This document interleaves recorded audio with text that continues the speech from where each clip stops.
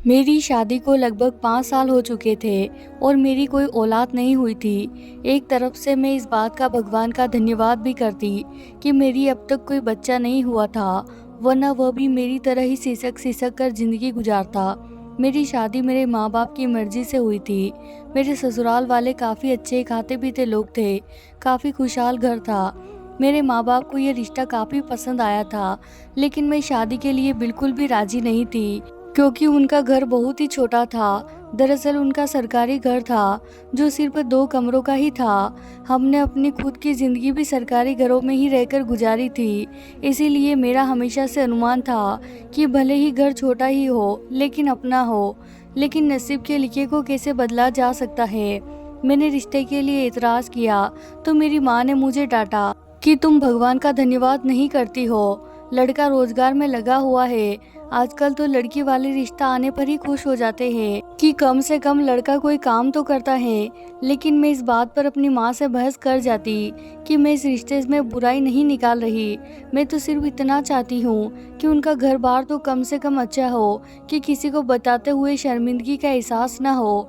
तो मेरी माँ अपने होठों पर उंगली रखकर मुझे बड़ी हैरानगी से देखते हुए कहने लगी, हाँ तो अच्छा भला तो घर बार है, वो झोपड़ी में तो नहीं रह रहे, हमारी तरह ही लोग हैं, और क्या चाहिए।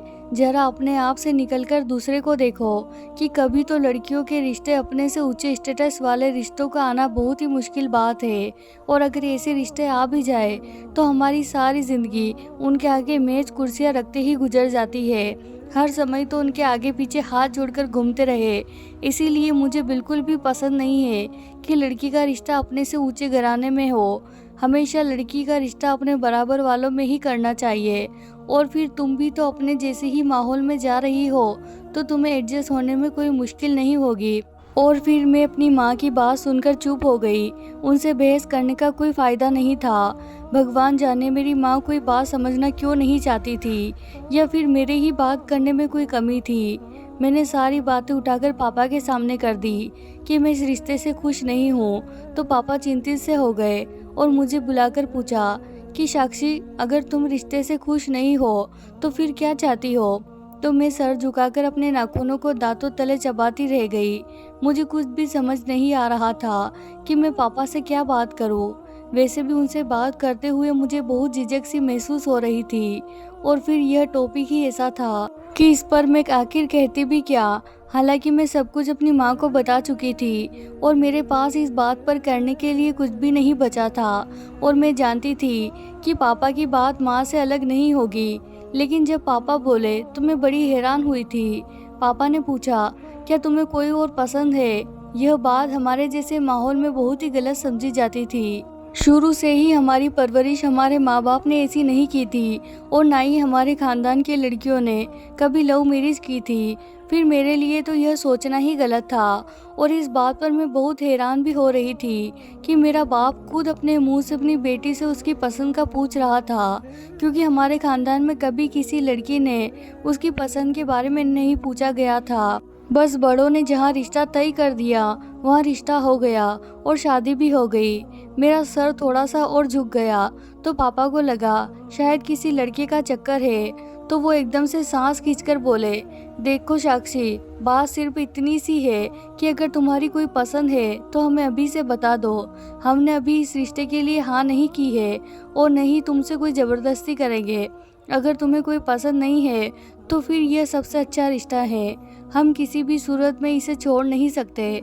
उन लोगों ने हमें 1 हफ्ते का टाइम दिया है, तो तुम अच्छे से सोच लो और फिर जो भी तुम्हारा फैसला हो मुझे बता देना। ये कहकर पापा उठकर चले गए। लेकिन मैं माँ पर नाराज हो गई। कहने लगी, क्या जरूरत थी पापा से बात करने की। आपका और मेरा मामला था, हम दोनों ही इसको तय कर लेते। तो मेरी माँ एकदम गुस्से से बोली, यह तुम्हारा और मेरा मामला नहीं है, यह हम सबका मामला है। और तुम्हारे पापा से बात करना बेहद ज़रूरी था, क्योंकि मैं अकेली मामलों पर कोई राय नहीं रखना चाहती। तुम्हारे पापा ने बिल्कुल सही बात तुमसे पूछी है। मैंने तो इतना गहराई में जाकर नहीं सोचा। देखो, अगर ऐसी कोई बात है तो मुझे बता दो। मैंने नाराज़गी भरी नज़रों से अपनी माँ की तरफ देखते हुए कहा, माँ, कमाल करती हो। आपको लगता है कि मैं ऐसी हूँ जो यूँ छुप छुप कर किसी को पसंद कर बैठूंगी और आपको खबर भी नहीं होगी। अगर ऐसी कोई बात होती तो मैं आपको कब का बता चुकी होती। तो जब ऐसी कोई बात नहीं है तो फिर तुम्हारे इनकार का कोई मतलब नहीं रह गया। आज घर छोटा है तो कल बड़ा हो जाएगा। यह तो बेटियों का अपना नसीब होता है, क्योंकि वह अपने नसीब का ही खाती हैं। इसीलिए उनका छोटा सा घर बार देकर उनकी और अच्छाइयों को नज़रअंदाज मत करो। सबसे बड़ी बात यह है कि लड़का नौकरी से लगा हुआ है, पक्की नौकरी है। और क्या चाहिए तुमको? अपनी कजिन को ही देख लो, जिनके भी रिश्ते आए हैं वह सब के सब प्राइवेट नौकरी वाले ही आए हैं। और प्राइवेट नौकरियों को तो तुम जानती हो, इसीलिए ज़्यादा चिंता करने की ज़रूरत नहीं है। समय के साथ साथ बचत की आदत डालना और अपने लिए एक छोटी सी ज़मीन ले लेना, फिर उस पर अपनी मर्जी का घर बना लोगे तो मेरी यह बातें तुम्हें बहुत याद आएगी। माँ की बातें सुनकर मैं खामोशी के साथ उठ गई और अपने कमरे में आ गई, जहाँ मेरी छोटी बहन लेटकर कुछ किताबें पढ़ रही थी। मैं खामोशी से अपने बेड पर आकर बैठ गई तो वह मेरी तरफ गौर से देखने लगी। क्या हुआ दीदी, तुम्हारा चेहरा क्यों उधरा हुआ है? सब ठीक तो है? वह मेरे करीब आकर और कहने लगी, सच कहूँ तो मुझे भी माँ का यह फैसला अच्छा नहीं लग रहा। आपने उनके घर को देखा है? हमारे घर से भी छोटा है, बिल्कुल सिंगल क्वार्टर की तरह। किचन बरामदे में है, जिसे किचन कह भी नहीं सकते। बस किचन के नाम पर एक स्लैब डालकर चूल्हा रख दिया गया है। बाकी सारा सामान इधर उधर बिखरा पड़ा रहता है। हर चीज़ खुली हुई है। कितना बुरा लगता है ना ऐसा किचन बना हुआ। ऊपर से उनकी बेटी का शो ऑफ देखो कि वह ऐसे ओपन एयर किचन कहते हुए नहीं थक रही थी। और उनकी डेकोरेशन का सेंस देखो, दोनों कमरे इस तरह से सजे हुए थे जैसे म्यूजियम हो। सच में बहुत घुटन का एहसास हो रहा था। मैं तो कहती हूँ इनकार कर दो, नहीं तो सारी ज़िंदगी रोती रहोगी। भला यह भी कोई ज़िंदगी है कि इंसान अपनी मर्जी से रह भी ना सके? न जाने क्यों उसकी बातें सुनकर मेरी आंखों में आंसू आ गए। वह मेरे दिल की तो बात कह रही थी, लेकिन जो बातें माँ बोल रही थी वह भी गलत नहीं थी। मेरी उम्र इस समय 25 साल से ऊपर हो गई थी और ख़ानदान की सब लड़कियों की शादियाँ हो चुकी थी, लेकिन हमारे घर अब तक कोई ढंग का रिश्ता नहीं आया था। तो अब मेरी माँ चिंतित होने लगी थी और उनकी चिंता दिन ब दिन बढ़ती ही जा रही थी। हम 2 बहनें थी और हमारा कोई भाई भी नहीं था।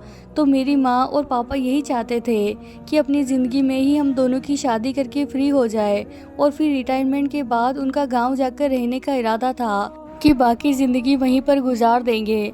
लेकिन मुसीबत ये थी कि मेरी पढ़ाई पूरी होने के बाद भी ढंग का रिश्ता तो एक तरफ रहा, कोई बेढंगा रिश्ता भी नहीं आ रहा था। और मुझसे छोटी बहन भी अब धीरे धीरे जवान हो रही थी। तो मेरी माँ को ऐसे में मेरी चिंता होने लगी थी कि कुछ सालों के बाद तो सिया के रिश्ते भी आने लगेंगे, तो ऐसे में फिर मेरा क्या होगा। और मैं अपनी माँ की परेशानी को किसी हद तक समझ भी रही थी और दिल ही दिल में दुआ भी कर रही थी कि मेरे लिए कोई ढंग का रिश्ता आ जाए और मैं अपने घर की हो जाऊं और मेरी माँ की चिंता भी ख़त्म हो जाए।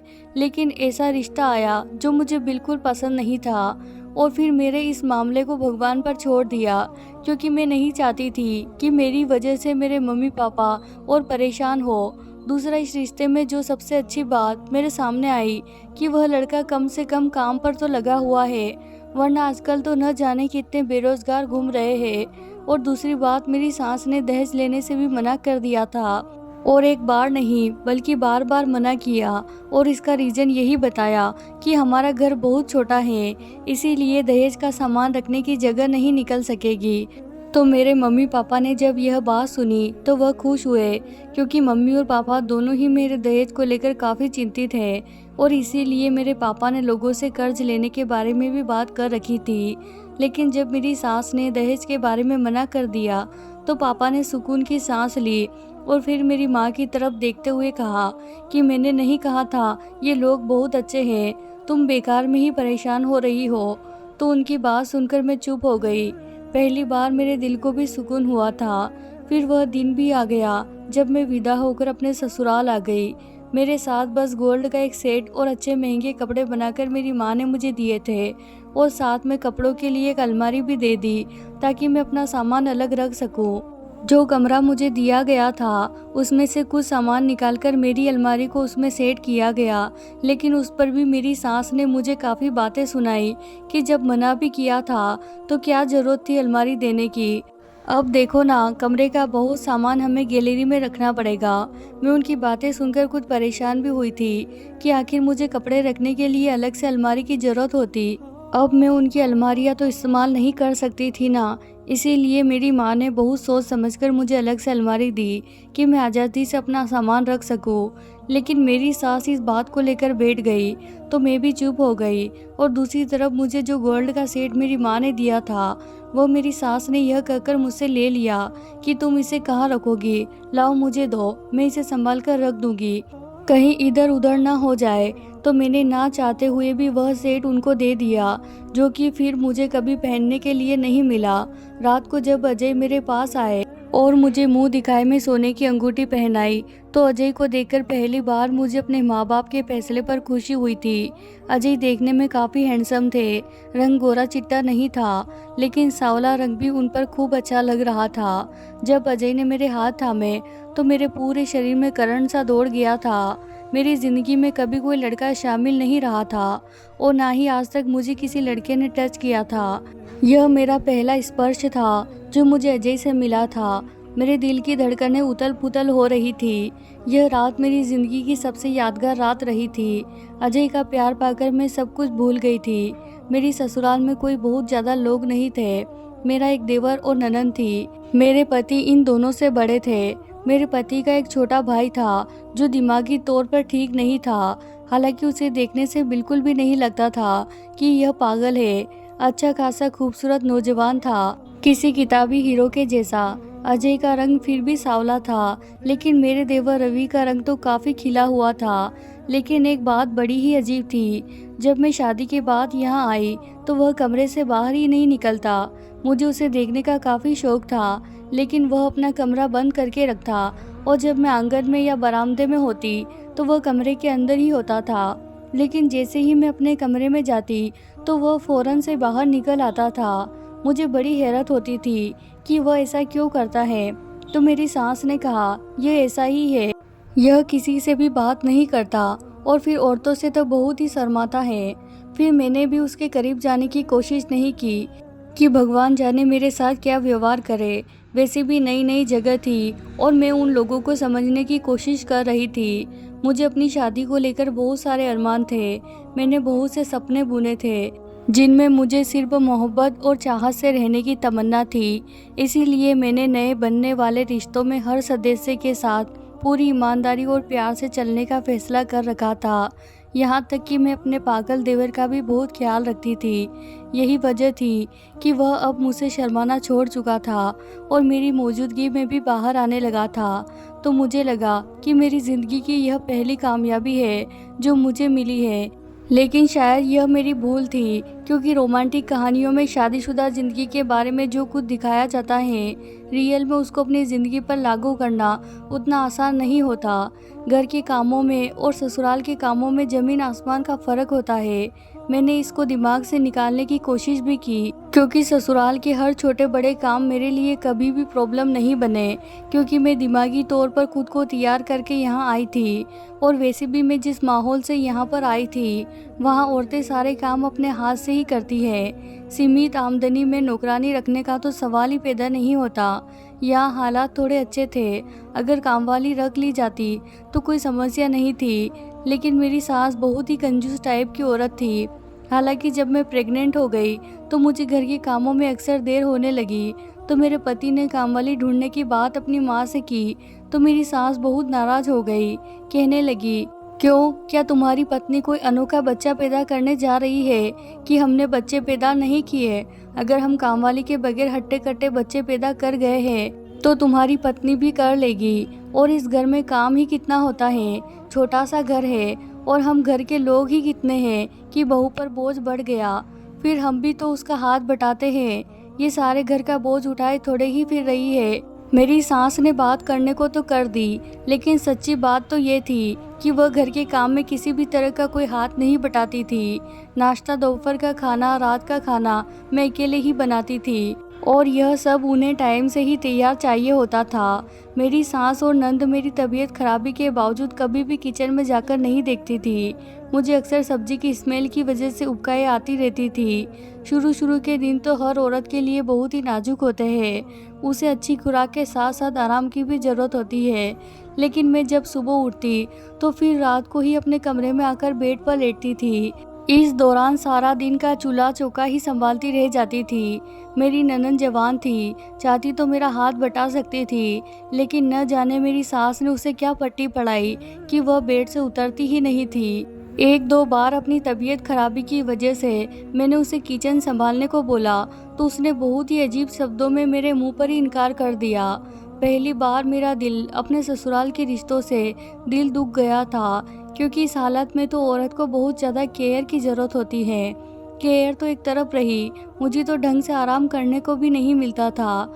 दूसरा, मेरे सर पर एक और आफत आ पड़ी कि मेरी सास पता नहीं कुछ दिनों से मुझसे ढंग से बात ही नहीं कर रही थी। उनका मूड अक्सर अब बदलना शुरू हो गया। मैं बात करती तो बहुत ही ठंडे शब्दों में मुझे जवाब देती थी और बिना मतलब मेरे कामों में कमी निकालती रहती। कभी उन्हें सब्जी में कोई स्वाद नहीं लगता तो कभी उन्हें बर्तन सही से धुले हुए दिखाई नहीं देते, और मेरी प्रेगनेंसी में भी उन्हें कमरों में भी पड़ा धूल दिखाई देने लगा। हालांकि मैं बहुत कोशिश करती थी, लेकिन अपनी कमजोरी और चकराता सर के साथ मुझे घर चमकाने में कमी रह जाती थी।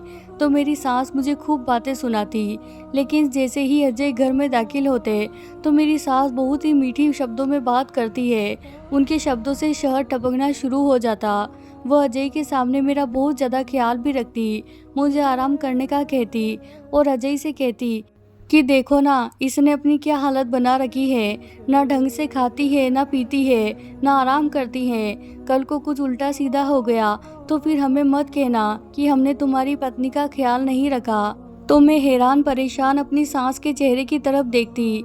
यह किस कदर दोगली औरत है। मुझे सारा दिन कामों पर एक टांग पर खड़ा रखती है, लेकिन जैसे ही पति घर में आता है तो मेरी सास मेरी बलाएं लेते नहीं थकती, मुझसे इतनी मोहब्बत जताती। उनकी इस चालबाजी पर मेरा दिल खून के आंसू रोने लगता। अपनी माँ के यह सब बताने पर अजय मेरी तरफ एक नज़र डालते और फिर मुझे अपने सीने से लगाकर कहते कि मैं यह सब क्या सुन रहा हूँ। खुद का ख्याल रखो, देखो चेहरा कैसा पीला पड़ गया है। हमारे आने वाले बच्चे के बारे में भी सोचो। तुम खुद का ख्याल नहीं रखोगी तो हमारे बच्चे पर बुरा असर पड़ेगा। मैं फीकी सी हंसी हंस देती। असल में अजय का प्यार ही मेरी ताकत था। अगर अजय का प्यार ना मिलता तो शायद मैं अब तक टूट चुकी होती।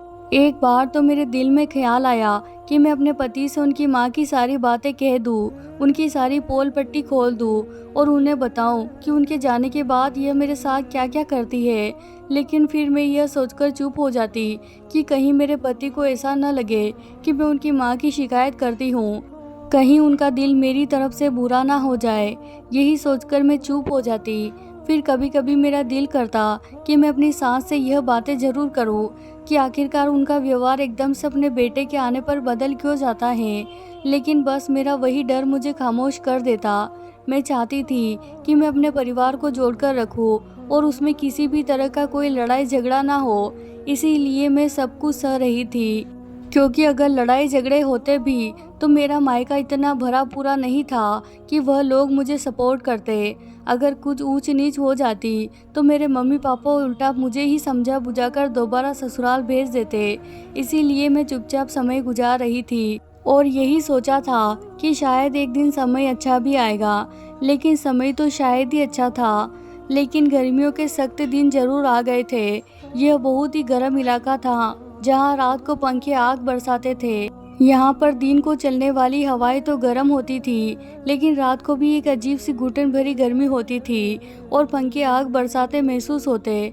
घर में एसी सास ससुर के कमरे में लगा हुआ था। ऊपर छत पर एक पुराना सा कमरा बना हुआ था जिसे स्टोर रूम के लिए भी इस्तेमाल करते थे, और उसी में मेरा देवर रवि भी रहता था।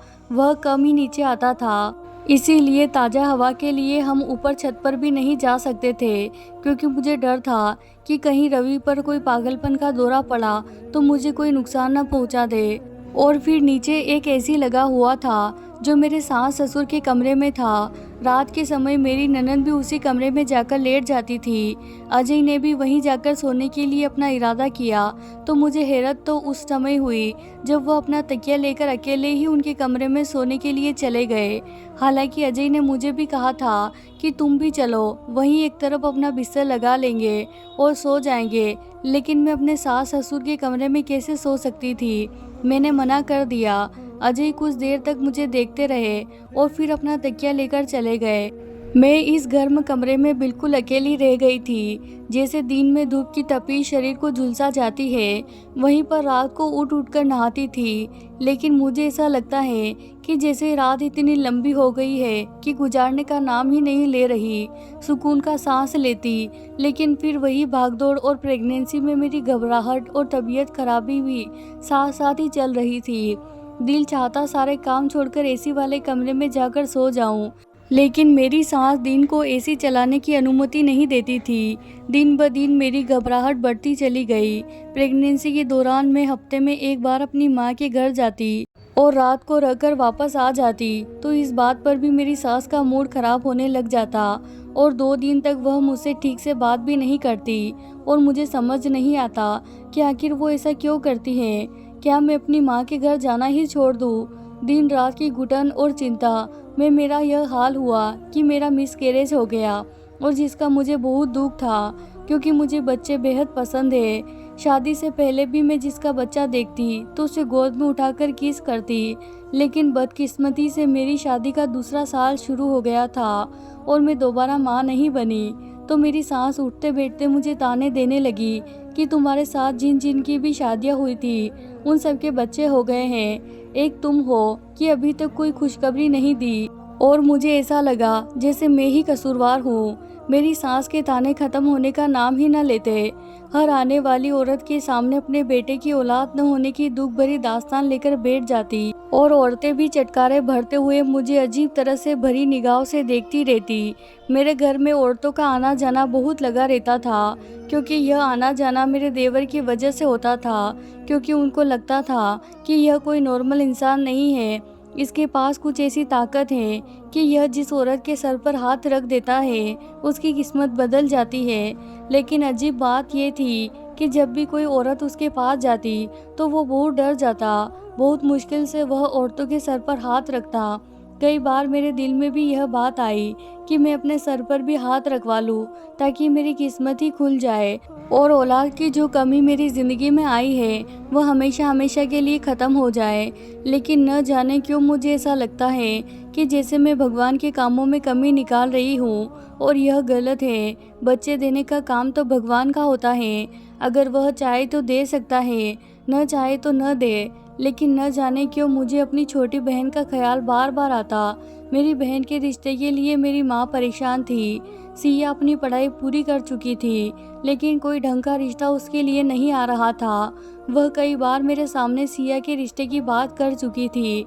ऐसा नहीं था कि सिया के लिए कोई रिश्ता नहीं आता था, बल्कि जो रिश्ते आते हैं वो दोबारा पलटकर जवाब न देते। तो ऐसे में मेरी माँ बहुत परेशान रहने लगी थी। लेकिन मेरी परेशानी मेरी माँ से थोड़ी अलग थी। मैं चाहती थी कि मेरी बहन की शादी किसी अमीर खानदान में हो, उसे मेरी तरह यह घुट घुट कर ज़िंदगी गुजारनी न पड़े, जहाँ उसका अपना एक कमरा हो और उसमें ज़िंदगी के सारे ऐशो आराम मौजूद हो, और कामवाली हो जो उसका हाथ बटाए। मेरे दिमाग में ऐसी बहुत सी खिचड़ी पकती रहती थी, और मैंने माँ को साफ साफ कह दिया था कि सिर पर लड़के की नौकरी न देखे, बल्कि पूरा घर बार देखे कि वह लोग कैसे रहते हैं, तभी उसकी शादी करे। मेरी बात सुनकर मेरी माँ परेशान हो जाती। मैं जानती थी कि वह शुगर की मरीज हैं, इसीलिए उनसे खुलकर मैं कोई बात नहीं करती थी, अपनी कोई भी परेशानी उन्हें नहीं बताती थी। लेकिन मेरी बातों को सुनकर वह अक्सर मेरी बातों की तह तक पहुंच जाती थी, और अब मेरी तरफ से भी बेहद परेशान रहने लगी थी। इसीलिए मैं अपनी माँ को और परेशान नहीं करना चाहती थी, और अपनी परेशानियाँ अपने तक ही रखती थी, और इसी उम्मीद पर ज़िंदगी गुजर रही थी कि शायद मेरे हालात बेहतर हो जाए। अचानक यूं ही एक दिन बैठे बैठे मुझे ख्याल आया कि क्यों न मैं अपनी छोटी बहन को देवर के पास ले आऊं, शायद उसका नसीब बदल जाए। न जाने क्यों यह सब कुछ सोचते हुए मुझे बिल्कुल भी यह ख्याल नहीं आया कि यह सब गलत है। बच्चों का देना ना देना और फिर शादी ब्याह के मामले भी भगवान के हाथ में होते हैं। वही जोड़ियां बनाता है। इंसान का उस पर कोई बस नहीं चलता। बस अपनी उलझन और परेशानी में मुझे अपनी बहन के लिए जो हल नज़र आया, मैंने सोच लिया कि मैं अपने देवर के सामने अपनी बहन को ज़रूर लाऊंगी। और यही सोचते हुए एक दिन मेरी बहन मुझसे मिलने आई तो मैं उसे देवर के पास ले गई। मैंने सोचा कि पहले डरेगा और फिर बड़ी विनती करने के बाद वह कहीं मेरी बहन के सर पर हाथ रखेगा। बस थोड़ी देर की बात है, फिर मैं छोटी को घर भेज दूंगी। वैसे भी मेरी सास मेरे मायके से आए किसी भी रिश्ते पर खुश नहीं होती थी, लेकिन मुझे अपनी बहन की वजह से कोई परवाह नहीं थी। जैसे ही मैं छोटी को लेकर देवर के पास गई तो वह बिल्कुल भी छोटी से नहीं डरा और बल्कि उसको टकटकी बांधे हुए देखता चला गया। इस बात पर मैं खुश थी कि चलो कोई हंगामा नहीं हुआ, वरना मेरी सास इस बात पर भी बातें सुनाती। मैं भी यही सोच रही थी कि रवि धीरे धीरे चलता हुआ सिया के पास आ गया। अब तक उसकी निगाहें सिया के ऊपर से नहीं हट रही थी। अचानक ही उसने मेरी बहन का हाथ पकड़ा और तेजी के साथ अपने कमरे में ले गया और फौरन ही दरवाज़ा भी बंद कर दिया।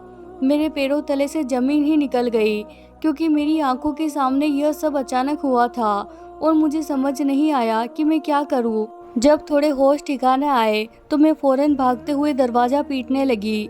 मेरा शोर सुनकर छत पर सास, ससुर और अजय भी ऊपर छत पर आ गए थे और दरवाज़ा खुलवाने की कोशिश करने लगे, लेकिन दरवाज़ा इतना मजबूत था कि धक्का लगने के बावजूद भी खुल नहीं रहा था और न ही किसी तरह से टूट रहा था।